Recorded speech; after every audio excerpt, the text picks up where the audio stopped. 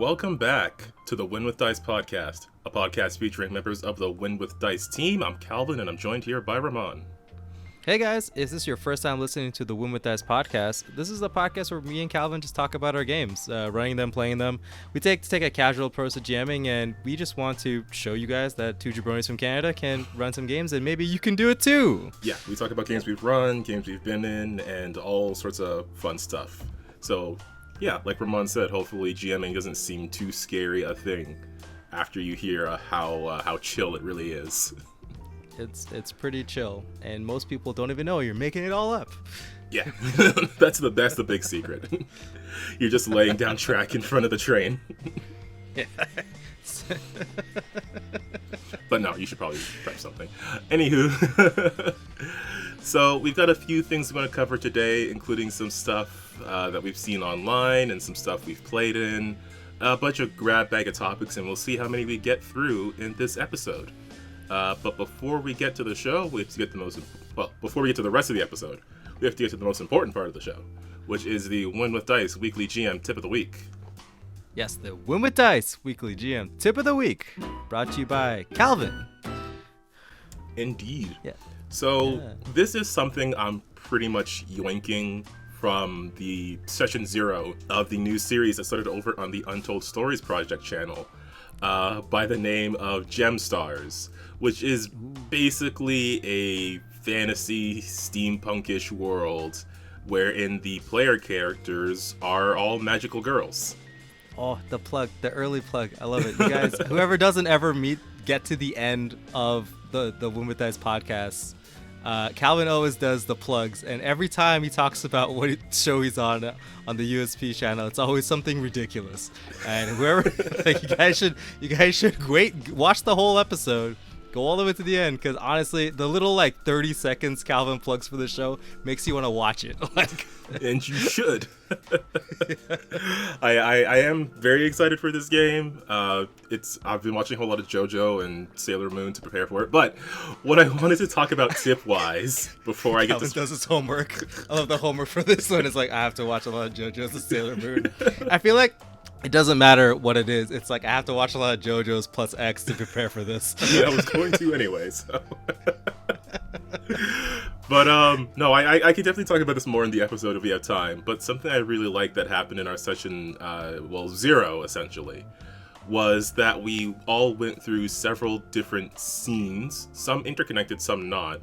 But there was a bunch of short scenes of us independently having essentially solo RP moments with the GM, having little character building moments and scenes from our past before the game starts. And I just thought that was a really interesting idea because it gives us a chance to, the main purpose of it was to give us a chance to get used to the voice of the character and get into character and things like that. But it also gave us small chances to briefly interact with other people. And something that characters can have at the start of a game is these past connections. Like you work together on something, or you maybe lived in the same area or something like that. And doing the session 0 this way allowed those connections to sort of exist more organically or to more play through them. So my character, she happened to, the GM asked us for a few different scene options. And one of them that I gave just happened to be in the same location as something that someone else was doing. So we got a moment for those two characters to interact, and then that was a thing that came up in the actual first session of the game. Because now they know each other, and they're friends, and they're both fans of the same book series that is totally not a subtle ripoff of the first 6 arcs of JoJo. The first 6 arcs of JoJo. I love it. I might talk about that a bit later. I've mentioned the whole thing on the gaming streams before. But yeah, I just thought it was a really interesting idea. Maybe something that you as a GM might want to look into trying. It does take a bit more prep work because you do have to get those scenes from the players, and you do have to see oh hey, these two are in the same spot, or maybe you have some players who want to do a thing together. It does take a bit more legwork to do, but you get to build those connections between characters that they might have before the game starts, and you actually get to play through those connections, and things can change as you're improvising those scenes. There's certainly stuff that I don't think I hadn't planned, neither of us had planned for the start, but now there's certain plot things that exist because of that session 0. Well, that's always I think I've mentioned this before. I mean, I definitely have mentioned this before. That my problem is I want to get to the game and I hate session 0. Session 0s to me, it's like always the slowest thing, because it's like, everybody's at the table to play and have fun, and that we're gonna have fun banter, but you have to do the groundwork so those characters can build those relationships organically, right? Yeah, and, doing something for the first time kind of sucks, especially if you're trying to play a new character and figuring out voices and everything like that. So session 0 is always like tough, but I like the idea of like slowly adding those interconnecting bits right before the whole group comes together. Yeah, I think it's a good idea to have some RP in your session 0, especially if it's a session 0 that has like a lot of character building and stuff involved.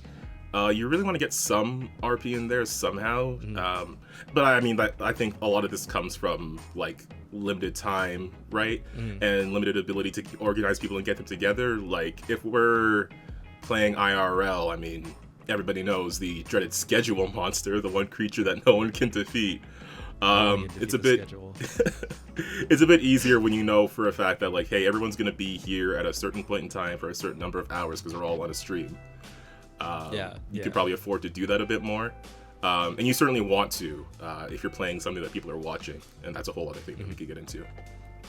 Yeah, for sure. We definitely the difference between like stream games and your home game and like all that stuff that's expected to be on there too, because it's not just for you, the players at the table. It's also for the the audience living vicariously through you. Yeah. But yeah, all right, folks. There's your tip of the week. Thanks, Calvin. No problem. And again, go check out the Untold Stories project on Twitch and YouTube and watch Gemstars, because it was really fun. Calvin, the backstory, well, the inspiration for Calvin's character is really, really awesome. Yes. Obviously for JoJo's and like Sailor Moon, like connected. I don't know. I'm like, if honestly, Calvin, I'll play the exact same character. I would be the exact same person.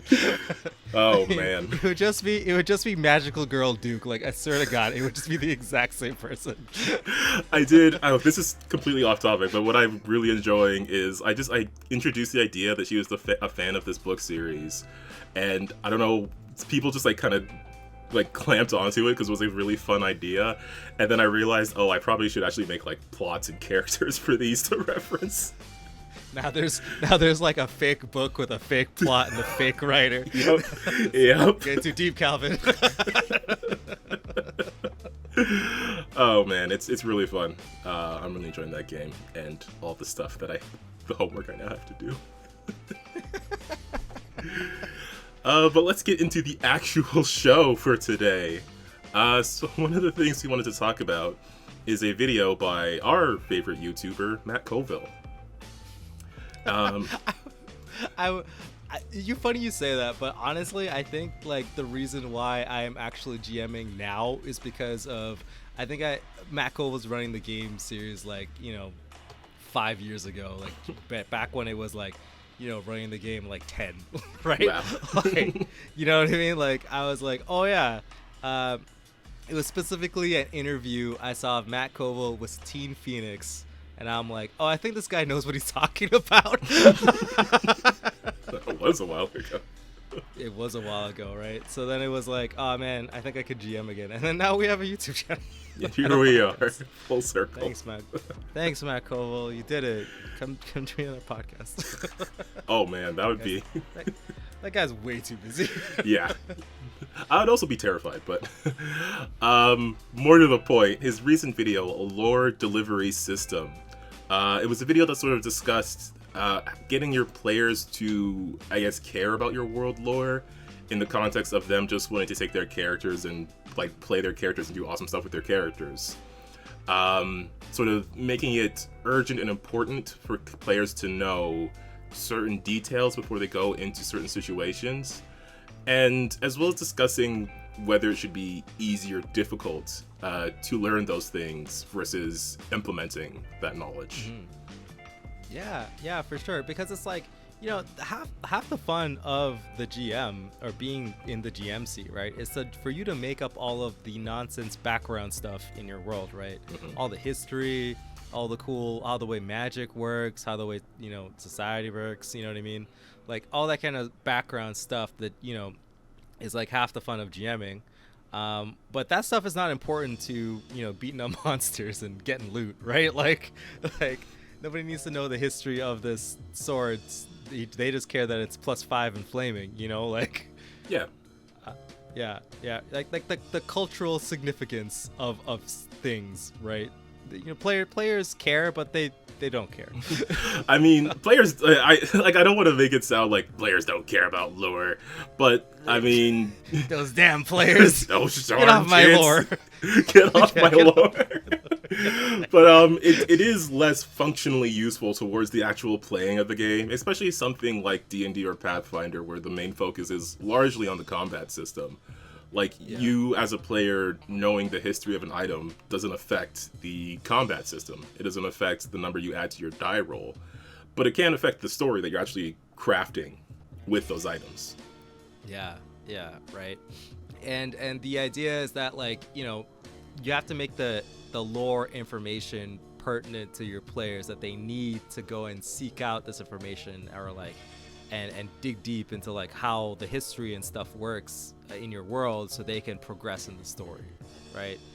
Not to like shoehorn them, but definitely like say like, hey, if you need to find the location of this elven ruin, then you need to know a little bit of history of like the old elven capitals or whatever, right? Because like they have like, that's how like ruins don't just exist for delving, right? Don't exist just for delving. Yeah, there were places where people lived and worked and did stuff, and then they became ruins, right? So it's like there's always inherently history when you're going into a dungeon. Always. Yeah, there has to be, because someone built it for a purpose. Yeah, right. It's never just like, this is where I keep all my demons.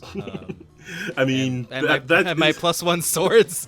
That is still a purpose. This is the storage dungeon. Swords on one side, demons on the other. That would be the funniest dungeon to explore. Everything is like alphanumeritized, right? Like, and it's just like a room full of just like tables. It's like the storage dungeon for other dungeons. Like it's like the IKEA for dungeons. That's what it is. It's just you don't want to get the wrong door, because you might walk into the demon door thinking it's the daggers room. Yeah, right. And there's like dungeon interior designers, and they're like, no, we need the double doors for this door. This is the boss room, right? So so people can. The boss room's right at the front because it's under B. Yeah, the boss room's right at the front. Axe's boss room. Right next to each other. Obviously.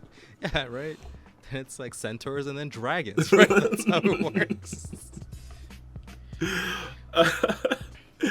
But yeah, something I thought was interesting in this video is he talks about like older editions of the game where getting the information itself was more of a quest and less direct. Yeah. Like, you would have to go, it's like half the battle, right? Yeah. To figure out what you have to even do, right? Yeah, like you have to figure out like, who do you talk to, and then when you talk to the person, they would be like, sure, I'll give you that, but you gotta do a little something for me.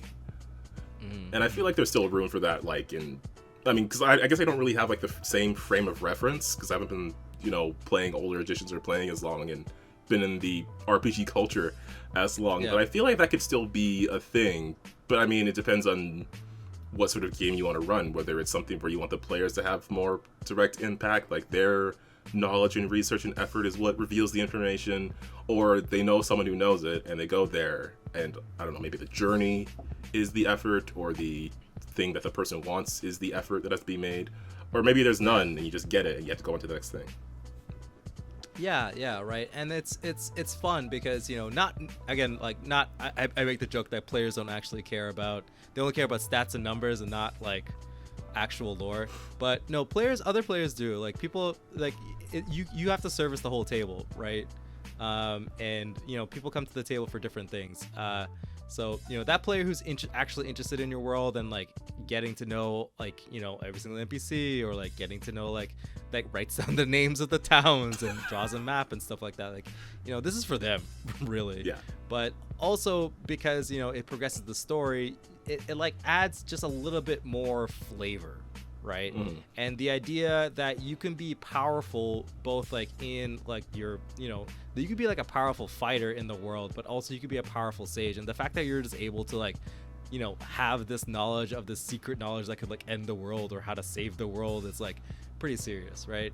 Like, yeah, I don't know. But, I mean, it makes like the journey to the wizard's tower even cooler, right? Like gonna go talk to that dusty man or whatever to be like, yo, can you enchant my sword? But also, can you tell me where the crypt of, you know, Zegomoth is, because you probably know that because you're old and wise and shit. Yeah. You know what I mean? That kind of thing. And then like you as the GM can decide, will the wizard just give that information away and then the quest is some sort of ordeal, or will the wizard be like, yeah, I'll give you that information, but I need you to, I don't know, go in my basement and sort my dragons by color or whatever. Sort my dragons by color, please. I have too many of them.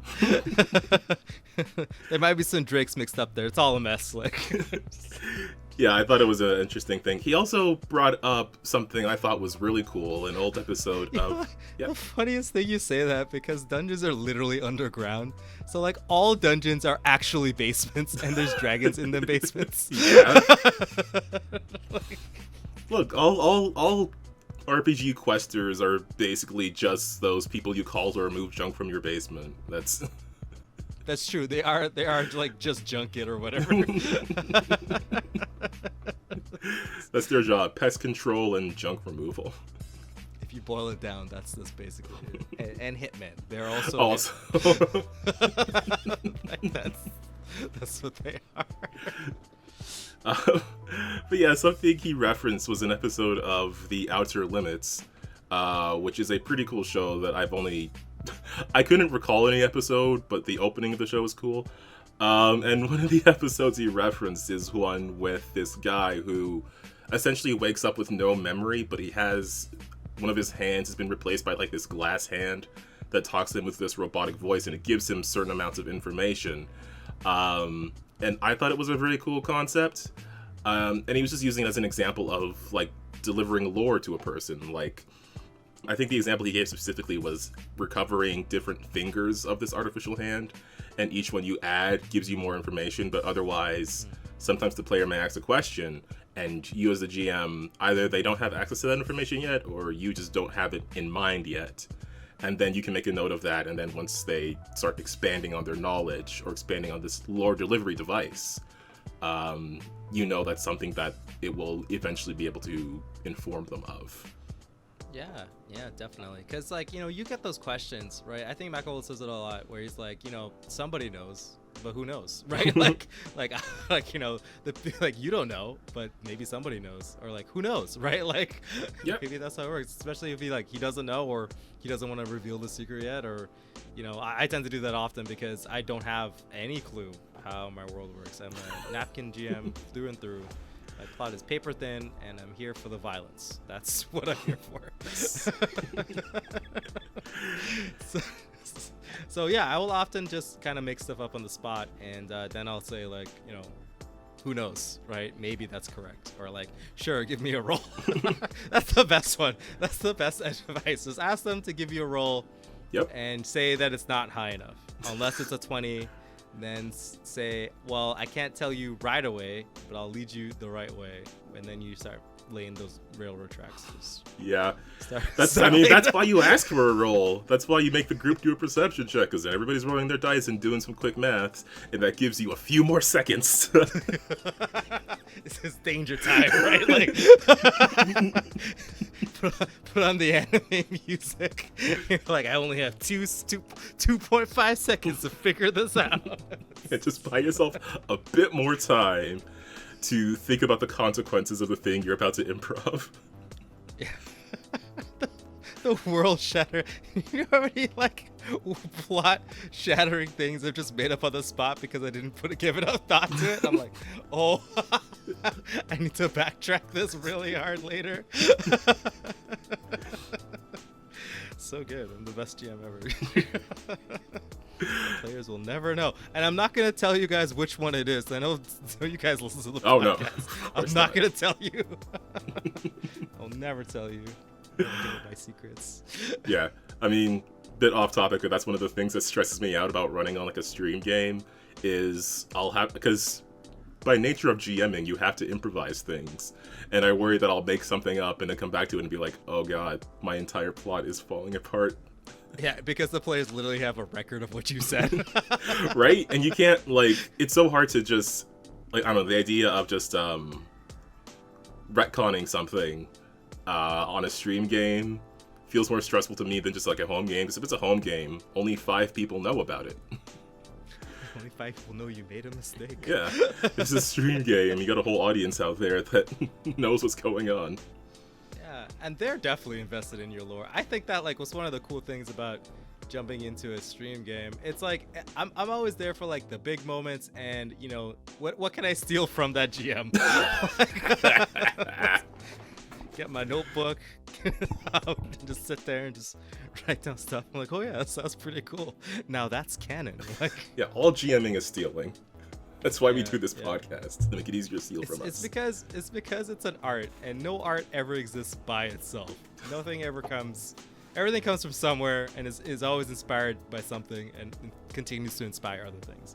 It's, you know, beautiful and artistic and poetic and shit like that. GMing is art. GMing rhymes. It's like Star Wars. That's what it is.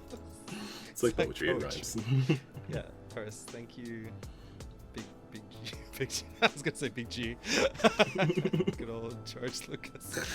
Anyway, back to getting back on it. Back to the video. But specifically, you mentioned that, you know, different ways of like what the lore dump thing, what form does it take? Because in his stream game, the Chain of Acheron, they have because the idea of the chain is that they're a mercenary company that literally had its origins from like one of the 9 mercenary companies from hell, essentially, right? So I mean, that's really badass on its own, but the idea is that they have a book that they chronicle everything, and because, you know, the order has been around for so long, and again, like, things that are new now could be dungeons later, that if you find yourself in a dungeon or somewhere, or you want to know about something ancient, the chain has been around for so long, they probably have something written about it. You just have to go find it, right? It may not be like 100% accurate what you're looking for, but it might point you in the right direction. But he was saying they just never used it because it always felt like, you know, I guess it just wasn't exciting, right? The idea is that it's not the way that you get, like, the information is necessary, but it's not exciting to get, right? Because all you have to do is just open up a book. It's like homework. Yeah, I found that to be like when he said that, I was like, oh yeah, I've definitely experienced that, because in my game, at least in the pirate, the pirate campaign, I was gonna say the witch market game now. I mean, it kind of is. Yeah, right now. When we're back on the boat, it becomes pirate campaign. So in the pirate campaign, with Helen and crew, they have a smart lady. I was like, she's a historian, right? That's her job. That was her job before her hometown got blown up, and before she jumped on the pirate crew and started sailing around with a bunch of PCs. She was a historian. She carries a lot of books, so she's supposed to be the smart one, right? If you guys have any questions about something, like, she's their go-to person to be like, I think I know what this is. But her knowledge is not complete. If you guys go and buy more books and things, like, I will expand her capabilities. Like, I will. That's how it works. But it's just the idea of like what personifies the lore dumping thing, right? Like Zendaya is a character on her own, and she has her own faults and stuff like that, but primarily her mechanism is to give the PCs lore. Right? Yeah. They ask a question and she'll answer to the best of her abilities, because that's what she likes to do, right? Yeah. She likes to be the smart one. I think for the most part, at least recently, I remember I've been asking her about, like, how does magic work? How does magic work? I love it. But when we met her, I think we were first there for the purpose of studying, like, genealogy and stuff like that. So yeah, we need to get some lore dumps from her. Well, she did tell us some stuff recently, so. Yeah, well, I think it was a while, but it was right after you guys settled back into like we time skip the journey from Alinea, like after Rex destroyed it, and jumped back to where you're back into I forget the name of the town. It starts with a V. Vestroya, I think I called it. But it's just like the coastal town where Mornstone works. Yeah. It's Mornstone's town, right? So when you guys went back there, I think on the journey we had a slight conversation with Zendaya, because you guys finally asked the question, like, what is this amulet or medallion, and why does everybody want it, and why is there a crazy fire lady trying to kill everybody, and why does it eat souls? And Zendaya was like, I don't really know 100%, but I did actually lore dump a lot of stuff on you, and you guys are like, that's weird, and then immediately moved on. Like, I mean, we couldn't do anything in the moment, so. That's true. That was like, but that's the thing, right? The information wasn't pertinent to the situation, but it was still like, you guys asked the question, and I did answer it, but Zendaya wasn't clear, because this isn't recent stuff. This is like mythology. Yeah. Level stuff, like the creation of my world information. And so, but like, I don't know, who are we talking to? It's like the pirate captain, a barbarian man who's just honestly, I don't really know why I raised there. Like the daughter of like a gangster and a wild lady, like, who lives in the forest the most of her life. Like, it's just like, why am I telling these people this? Like, nobody cares. I mean, I think at that point in time it was a important but not urgent sort of thing, because we couldn't really do anything with that knowledge. It was like the gauge of like, how dangerous is this thing, right? Like how important actually is this thing. And you know what, I did give the players the option to just toss it into the ocean, right? Because like I said, like, the medallion is important, and it's actually very important, but the whole thing is it's very important. It's not that cool by itself. When you have all of them, then things get really fucked up. But if you toss it in the ocean right now, that means they have to find it in the ocean, and who knows, right? I mean, they actually they literally will leave you alone, because at that point, like, who cares about a bunch of dudes on a boat? The real thing they want is the medallion. We could have just had a pirate adventure after that. Like, I gotta bring the medallion back, because people out here holding on to it like it's important. I mean, I know what Helen would want. It's like, just get that shit off my boat. Get everybody else off of my boat. If you were here before this year, get off of my boat. That's what I want. I know way too many people here right now I didn't know last year. So get off my boat. Just get off my boat. Drake was right, man. So I don't know what's going on, man. But yeah, so that's the crux, right? It's like, I want Zendaya to be important enough for you guys to like rely on her, but not for her to be the one, like, her thing to be the truth, right? Like, right. Like, Zendaya doesn't need to be the mouthpiece to just double check their homework, right? I want the players to figure it out. Yeah, I can see where you're coming from with that. Like, you don't want her to know everything, or to have every answer. And to be fair, Zendaya won't say anything outright. She'll wait after like somebody interacts with it, either physically or does a roll by themselves or whatever, and then I'll riff off of whatever they're experienced. Yeah. Because I don't want to give away stuff just because you have a smart person on the team, but I don't want to lead you guys.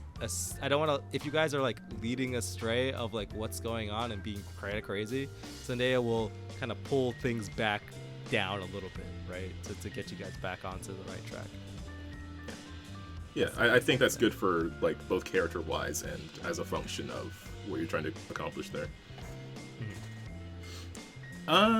Okay, anything else we want to say in this video? I don't want to like take too much of it away and then make people not watch it, because people should go watch it.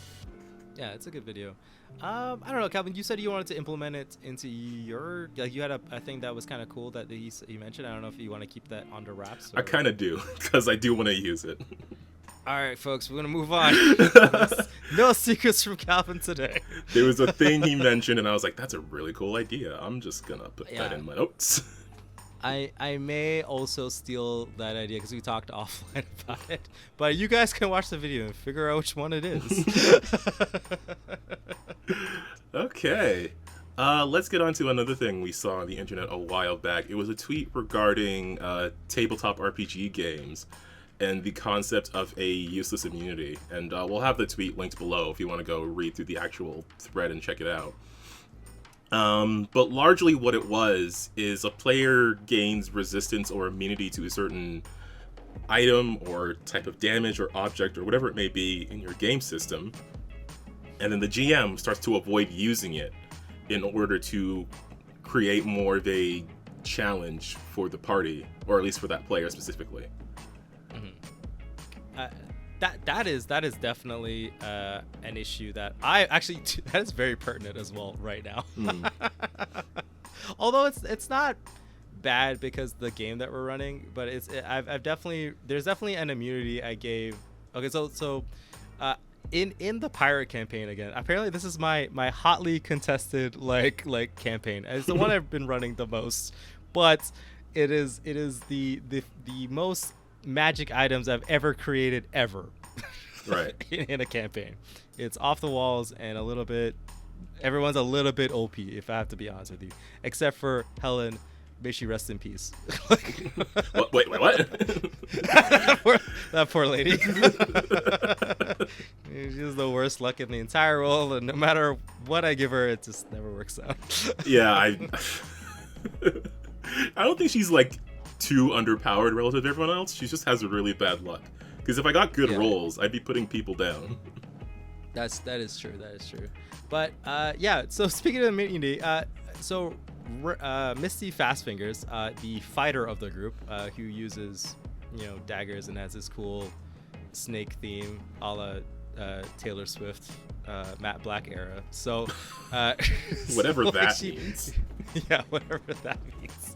This is a D&D show, remember? It's a tabletop RPG show. But the thing is, like, so she got a new outfit because everybody, the half of the witch market is like, witches are crazy, it's a flea market, but also there's high fashion at the same time. Mm-hmm. It's complicated. Everyone likes it. I don't know. You can watch the other podcast of what I went through about it.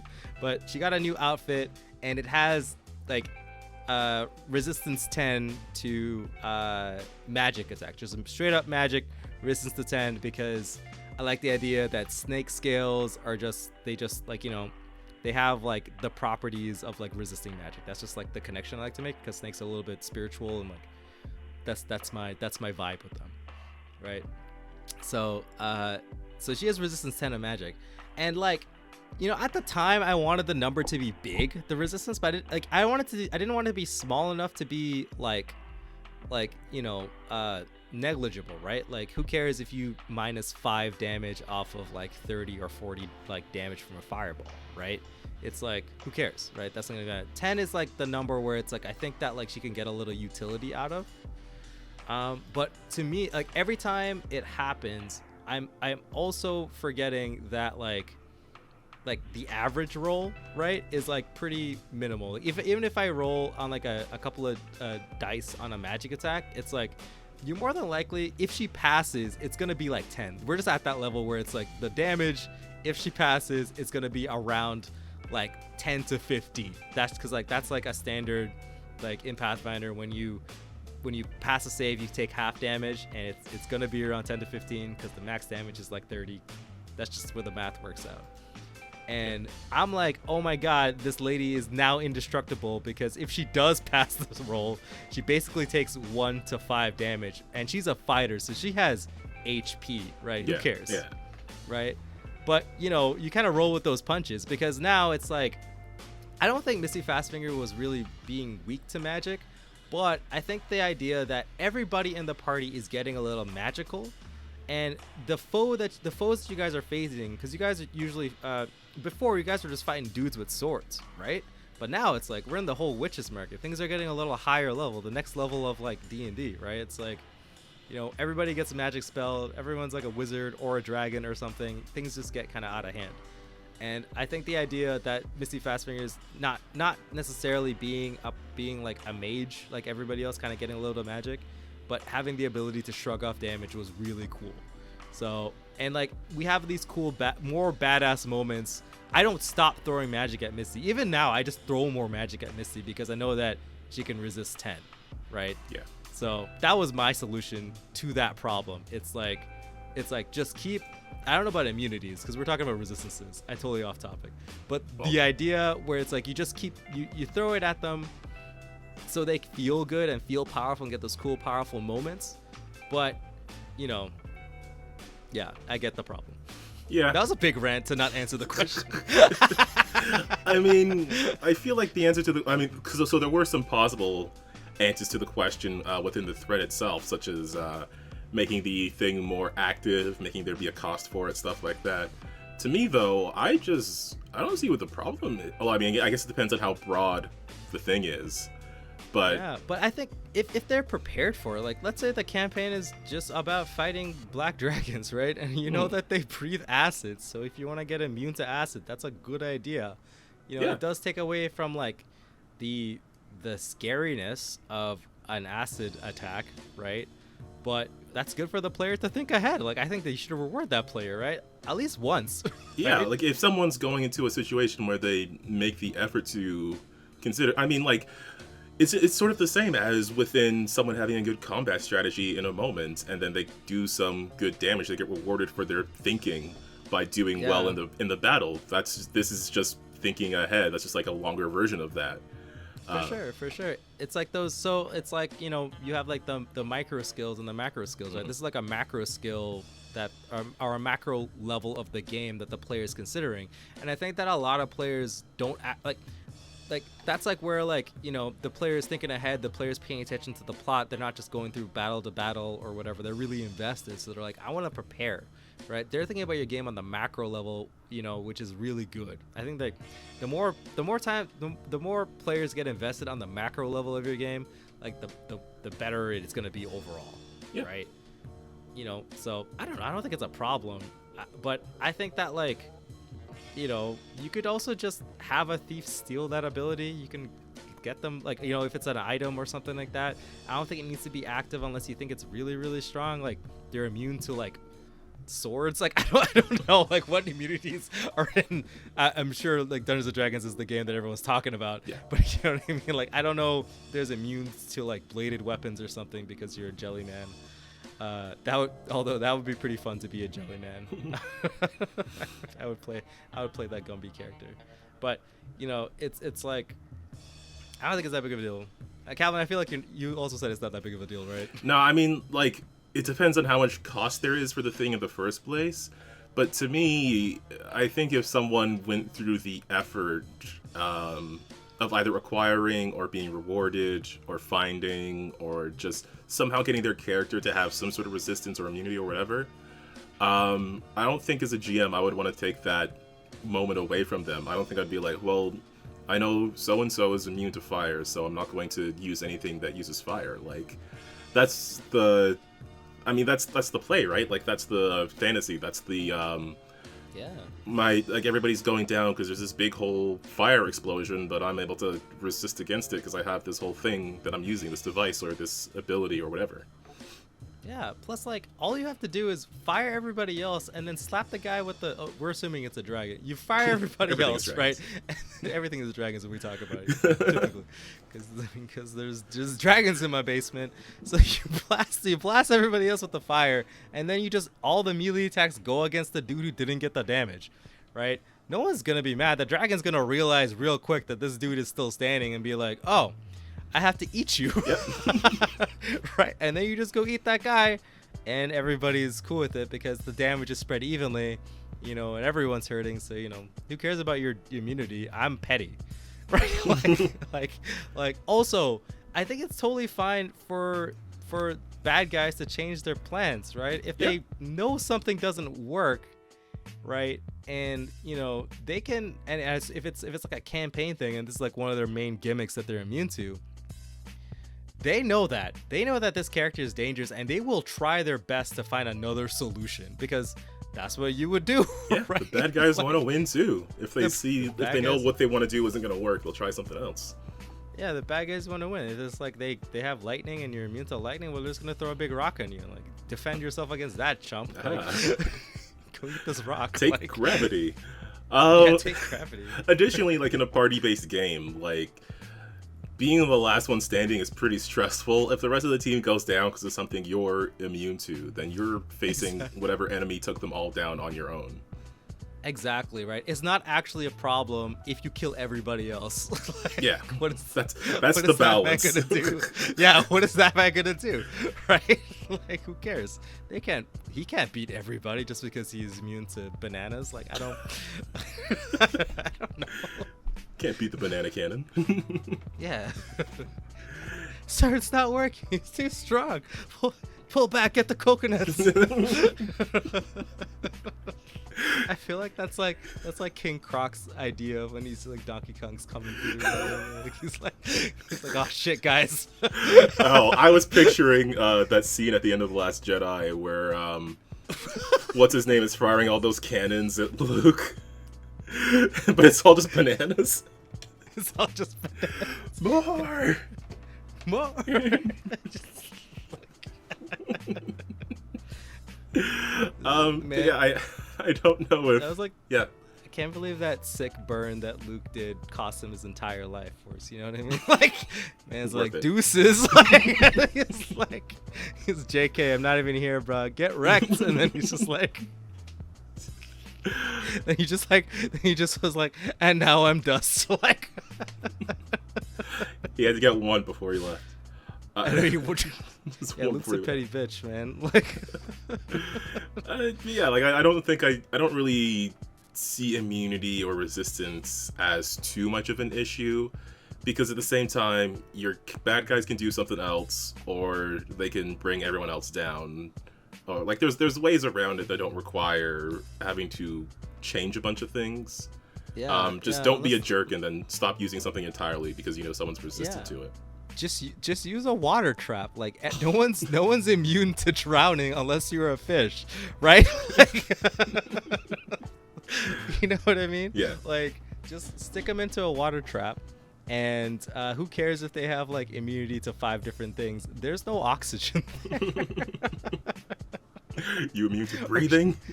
Yeah, you immune to breathing. I mean, some characters might be. Depends on the game, but yes. Yeah. You send those motherfuckers to space. Get them out of here. You shouldn't be on the ground with us normies. Go have a space adventure. You can't breathe. Just you don't need to. Actually, that was actually the fate of one of our. I think we were playing. What adventure path was it? I think it was Star Shatter, Shatter Star. I don't know. The one with the meteor and the drow. That's the one. Oh, okay. Yeah, the one with the meteor and the drow. I forget what it's called. But yeah, at the end of it, because I was playing a... Oh, wait. No, it wasn't. It was Rise of the Rune Lords. Yes, sorry. My bad. I'm mixing up campaigns. It was Rise of the Rune Lords. And after defeating the Rune Lord, my character, who was a Warforged, and another character who was a Celestial... I forget what they're called. You know the dudes that have like the mysteries? They recently came out. Investigator? Pathfinder. No. It's like a magic class, but they don't get to. They're like kind of weird. Oracle? Yes, Oracle. It was a star Oracle. So obviously at like enough level, like they just stop breathing. They get immunity to breathing, right? So they get to like. So me and him went to space and had a space adventure. That was the total at the end of everything. Some people got a bar. I think most everybody ended up back at our bar, and the two of us went off into space and had a space adventure. Which I don't know. I'm look very excited to ending campaigns, because then you get to like have the characters have their like last moment, but also like the beginning of a new chapter that we just don't get to see. That kind of deal. That's very fun. Yeah, very fun. All right, but I think that might cover that topic. Ramon, you mentioned you played Icons recently. Do you want to talk a bit about that and what Icons is? Oh yeah, so it's from the same creator of Lancer and also 6 billion demons. 6 killion billion dudes. Icon RPG. Sorry, Icons is something different. Icons is a superhero RPG. You played Icon. Icon. Yeah. It's a Final Fantasy inspired tactical tabletop RPG. That actually has like a lot of narrative stuff as well. It says 2 systems built in, and it's really nice because you can choose to interact with either. Mm-hmm. You don't have to always use the narrative stuff. You don't have to use the combat stuff, but Lancer is such a cool granular technical RPG. Like, that shit's popping. So that's where my fun is.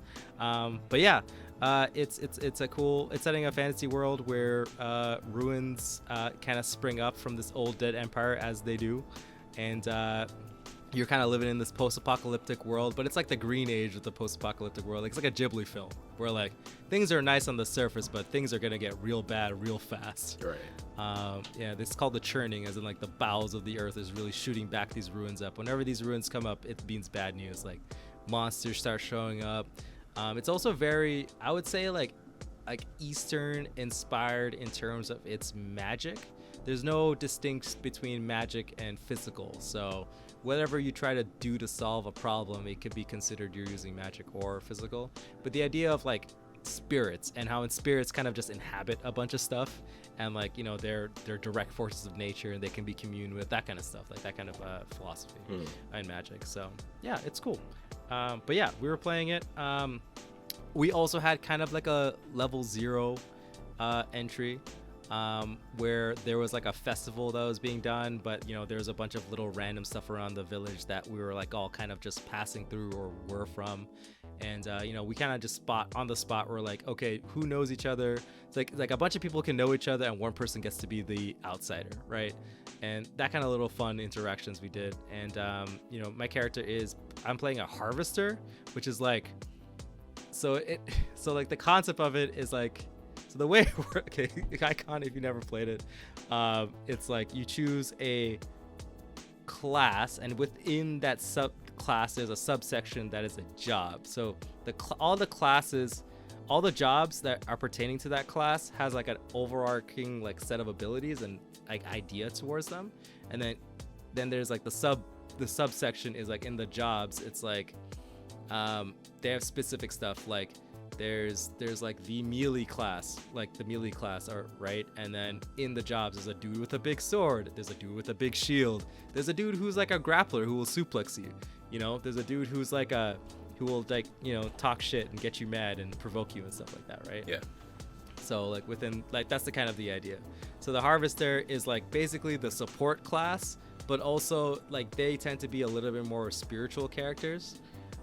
So my character being a harvester is all about the cycle of life and death, because a lot of times, and they'd have to deal with a lot of spirits, and the idea with the ruins too is that they have like these not undead servants, but definitely kind of weird stuff where it's unnatural, and they're definitely like more grounded in like the natural cycle of life and death, and they go and defeat monsters, defeat ghosts and spirits and shit and demons, to be like, because you're unnatural, that's the whole thing. Right. Okay. Thing. Yeah, I don't know. It was cool. But because that Icon has such a robust, in my opinion, like a really good robust narrative experience, that the GM tends, like, I feel like the whole session, like a lot of the players, not excluding myself, sorry, really like that section of the game. I like it too, but it's like it's not what I came here for. I came here to roll some dice and get some violence. Yeah. But I find that the sessions always tend to be really narrative focused and not enough granular tactical combat for my liking. Is that like a function of the system, or is that just because of what the GM was running? Oh, I think it's probably what the GM is running, but because I think that I find that a lot of narrative stuff in tabletop RPGs, if it's not the focus, it's kind of tacked on to the combat, right? Because you need a plot, you need a story, you need an adventure for your players to go on, for them to interact on those scenes that don't require you to do the violence, right? But in Icon, it's like you can just you don't have to do the tactical thing at all. The narrative system is very, very robust. It is run off of Blaze in the Dark, their kind of thing. I mean, it's like a riff on that. Yeah. So Blazing Dark themselves, obviously, it's all narrative stuff, right? And it's very robust and very good to use as a base. So yeah, I like it, but it's just that like I don't like the it's very funny because when I'm running a game, I like the flexibility in terms of like what a role means. But when I'm a player, sometimes I'm like, like if there's like a miscommunication between like, or like the an unsyncing of ideas between me and the GM, if it doesn't feel good. It's like I thought I want to do this thing, and like I didn't roll as well, and then I feel like the outcome wasn't exactly what I wanted, kind of deal. Okay. Like just because of the failed roll, or because you weren't expecting to, like your skill didn't feel as useful as you expected it to? Yeah. I mean, like obviously, like it depends on if I'm trying to do something I'm good at, right? Like everything else. But it's just that like I would like to succeed forward a little bit more. But that's just probably the GM style, and that's totally fine, right? Because like I think that it leans towards the more of like more like not stumbling forward, but just like careening forward. Like you're wrecked, the whole scene is wrecked, everything's wrecked, and that's what they're about. Right. But for me, I'm all about those like hero moments, right? So I want to give players the shining spotlight, and I want to make their roles like, even if it's kind of shitty, I still want to make them feel good about it. I'm just that kind of person. Totally understandable. But Icon is the place to do it. If you lean towards giving the players a little bit of leeway, Icon's a great narrative system, honestly, and they have cool abilities that are specifically for narrative stuff. So like I have an ability because my character is like I'm playing like the wise archetype, so my character is like the oldest one in the group by like, I guess, not like seniority, because technically I'm playing the race that I'm playing is like a bug race. They only live to about 40, but they have perfect memory, versus there's other characters who have infinite lifetimes, but they obviously don't remember all of it. Yeah. But yeah. So but I'm playing the motherly character. I'm taking a page out of Calvin's book. Indeed. And trying to play the mother mentor, even though I'm more of kind of like the grandma, where I just kind of laugh and watch you fall on your face and be like, "Haha, you're so stupid. Let me pick you up." Like that kind of deal. But I have an ability where twice per session I can tell the GM. I can ask the GM, like, ask them like a question about like how to address the situation, and they have to respond, this is the path of blank. And the blank could be like animals, it could be elements, you know what I mean, that kind of deal, because it's like, oh, this is the path of fire, or this is the path of the eagle, and I'm supposed to interpret that in whatever way that I want to interpret it, but I also get an extra dice. So it's like mechanically, I just, in a narrative situation, I could just ask the GM a question, they're going to give me some random answer, and I have to, based on that, choose my action. Whatever action I take, I just get an extra dice towards it. So it's just like, it's flavorful, it's funny because it's a good interaction with the GM. And do those terms like mean anything specific, or is it just? No, it's not. It's just like what, like it's you're supposed to give a hint. The idea is you're supposed to actually help the older, wiser character to be like, oh, I've seen this before. This is the path of, I like, the idea is like, you've experienced this situation before. I know what to do, without actually experiencing it and actually knowing what to do. The GM just gives you a hint, and then you get an extra dice to try and make it happen. Oh, okay. So you still have to like present the solution based on eagles or whatever. Yeah, it's like, so an example was like, so after I guess I wasn't there, for they have to dip out early, but they defeated some bad guys up at this reservoir, but like the aqueduct has this like, there's like this I guess oily kind of black sludge that's leaching to like through the aqueduct, and it's slowly making its way back down to the village, right? So we were tasked, like in the narrative scene, is like, you have to stop it, or else the village, something bad, like the village is gonna get poisoned or something, you know what I mean? It's gonna be bad if it reaches there, right? Yeah. We found out that the thing is flammable, right? And a player started lit it, but it wasn't burning it away. So I asked the GM, like, oh yeah, so if I like, is burning this thing away a good idea? And then he was like, oh, this is the path of fire. So my character interpreted it as, I'm going to commune with the spirits of fire to, increase the blaze exponentially, right? To really just burn it all away. And then I rolled. I think I got like a critical succeed in the terms of the game. Mm-hmm. So yeah, no, it was just a regular success actually. So I got a regular success, and the blaze turned into an inferno, and I evaporated all of the water in all the water in the aqueducts all the way up the mountain where it was coming from. Just all of it was just a big blaze, and it was gone, right? And we had a cool moment where like I actually got to speak with a little fire spirit, and we got a little lore dump of like, there's like a Fey god of like, or Fey, I guess, king of like summer, right, and fire and shit like that. So we got a name drop there. It was a cool moment. That's what I'm saying. It's like a really cool, robust system, and you can do a lot with it. But it's like, sometimes I'm just like, I just want to, use my cool abilities too and roll some dice and kill some bad guys. Mm. Yeah. Okay. Yeah. But that's my thing with Icon. I've played a couple of games of Icon, and it is really fun. I am playing the most complicated class, I think, in the whole game, which is the support class. Obviously, like the fighter class isn't really that complicated because you just kind of go up and boot people on the head and stuff like that for the most part. Yeah. But there's so many little interactions in Icon that there's the way that it's set up, kind of like Lancer. There's like a billion tags, right? There's a billion tags and billion keywords, which is really good for clarity. But then it's like you have to learn like that language essentially, like what all the meaning of that stuff is, which is like a little bit. Sometimes I'm just like, what?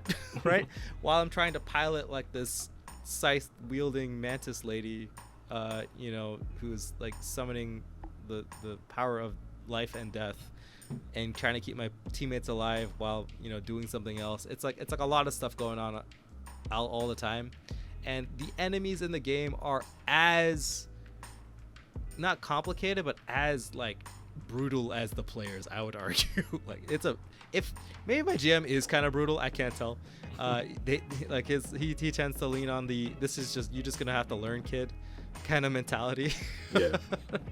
But the game feels tough sometimes. I'm like, damn, man, I don't know how anybody succeeds in this game.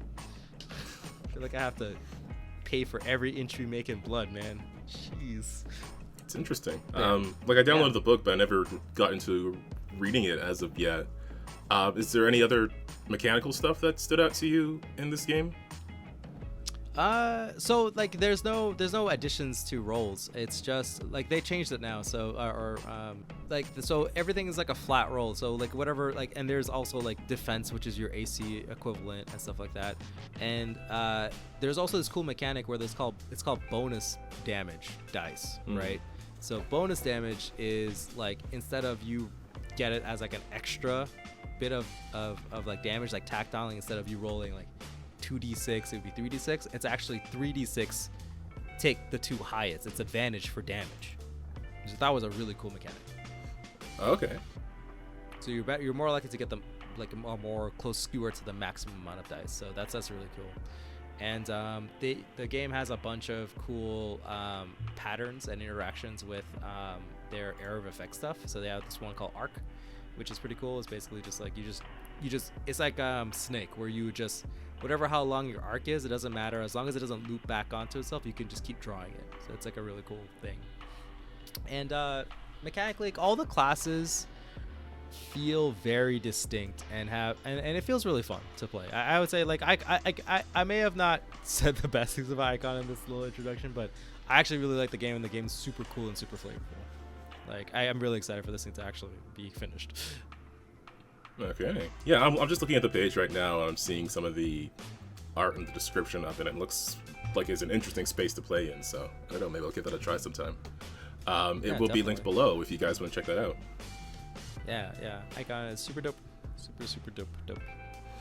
That's the official ruling by Ramon, the World Best Podcast. You guys can quote it if you want. Put it on the box. Is there anything else you want to add to your description of Icon? No, if you've played like Final Fantasy like Tactics or like any other Final Fantasy series, it very much feels that. It feels that cool JRPG vibe, and it's a fun time. Even like Dragon Quest and all that kind of good stuff. It's fun. It's yeah. If you want a nice narrative system that's like, you know, cool and magic-y, then yeah, go for it. If you want a tactical, you know, turn-based RPG, then that's also there as well. If you want both, I think it's the game for you, man. That is a pretty good description, actually. So yeah, go check that out. It is currently free because it's in playtest. So you can just go ahead and download that. Check out the link below. Go check out that game if you are interested in that sort of setting. Just got a description of it there that I think really paints an interesting picture.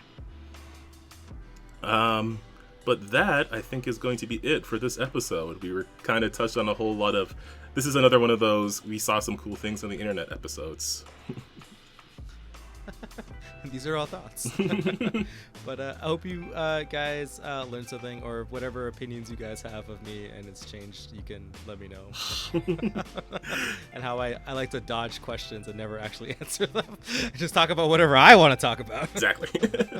You know, if you guys, if you have some things you want to talk about with regards to either delivering lore to players or character immunities or new systems that maybe you've played recently and you want to tell us about, just drop a comment below with those, and we do see the comments. We try to reply to all of them. So if you have something interesting you want to say, or just something you feel like saying at all, throw it down below. And also like and subscribe and all the typical YouTube stuff.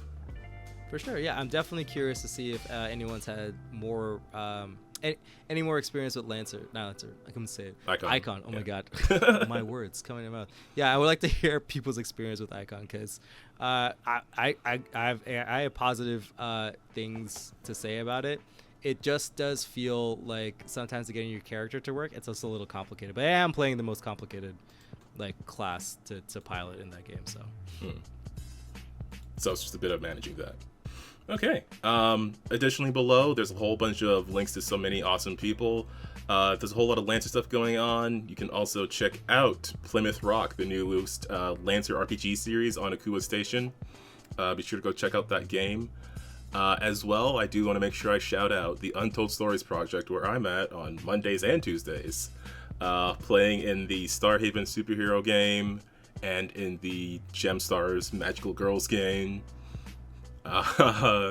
Starhaven was pretty dramatic, although the last episode of Starhaven was pretty fun. Like at least time of recording, it got pretty explosive because the one before was pretty heavy, so we had a bit of a roaring good time.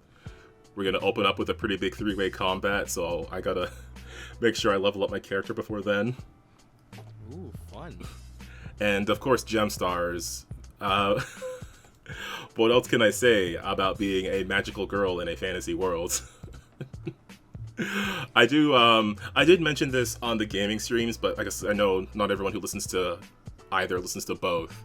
My character is a fan of this book series I just made up, and it's called the Shining Justice series, and I got the name from the one of the openings to JoJo Part 4, and then the titles of all the books, I just borrowed English versions of lyrics from all the JoJo songs. That's why there's 10 books, because there's been 10 openings so far.